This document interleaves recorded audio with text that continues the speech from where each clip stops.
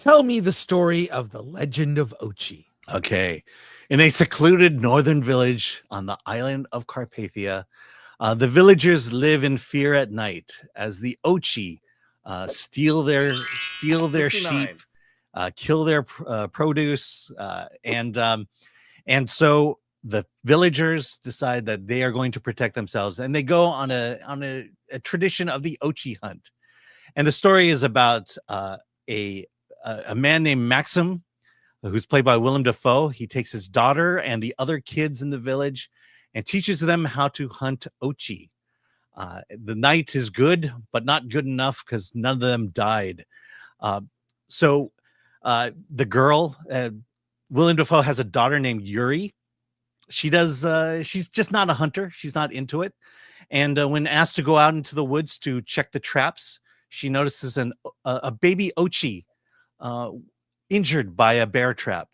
She releases it, nurses it back to health, takes it back home, and the two form a bond. And then she finally realizes, because her father hates the Ochi and that all the villagers hate the Ochi, that she needs to take the little baby back to the Ochi lair to be back with its parents. And that is the adventure as she is being chased by her father and the other children. I have to say, right off, good description of the story. Mhm. It really does. It's this bond between Yuri and the little baby Ochi that is the heart of the film. Obviously, Finn Wolfhard plays the sort of head of the boys. He's the biggest, and the boys. I love this. Kind of like a It's half all- brother too, in a way. Yeah. All the young boys have guns, and they have guns and weapons, and they're out there shooting. And eventually, Willem Dafoe like dresses in like a armor. It's kind of ridiculous. Dude, I love this film. I love this film so much. I mean, you could say it's a children's film, but it doesn't talk down to kids. It reminds me of the kind of movies Disney would have made in the 70s. Like, there's something about this that also feels very 80s. The Ochi themselves are puppets that are, I'm going to guess, CGI enhanced, but they have this language where they speak through singing, and Yuri, like, he gets a bite from the baby Ochi, which infects her, but also gives her the ability to communicate with the baby Ochi. This movie's so fun. It's 95 minutes. It was shot in Romania. It looks beautiful. Like, some of the imagery looks like an old school matte paintings that they would do a lot in the 80s. That was in effect in Star Wars and a lot of films. They use matte paintings to show like a big vista, and it's beautiful. The music is phenomenal. It just harkens back to like these old school 80s adventure Or even fantasy like the films. Pippi Longstocking, that kind of era. Yeah, like that era. I love there's a scene where they go to a grocery store because they're hungry, and that whole thing, the way that plays out is so funny, but also serious. What's going on? That, they're trying to kill the Ochi. And I loved it. It's that the girl who plays Yuri is fantastic.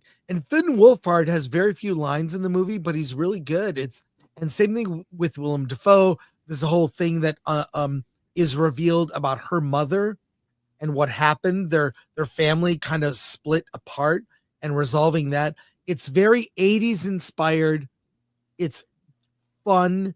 It's clever. The puppetry is unbelievable, like we've never seen, like beyond Jim Henson level, like maybe even like beyond like Dark Crystal. Like, they feel real. So I really loved it. Cannot recommend it enough. So it's in theaters, A24, 95 minutes too, doesn't overstay its welcome, and really good for kids.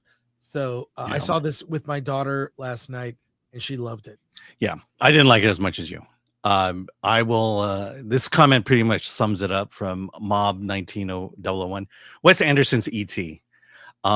That's kind of how I felt about this movie. But I like Wes Anderson and I like E.T. Well, I don't like Wes. And then you brought up the fact that this reminds you of the Disney live actions of the 70s.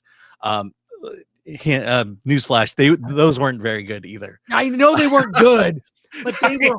Here's what they had. Here's why. Words to associate with this film. It's wholesome and whimsical.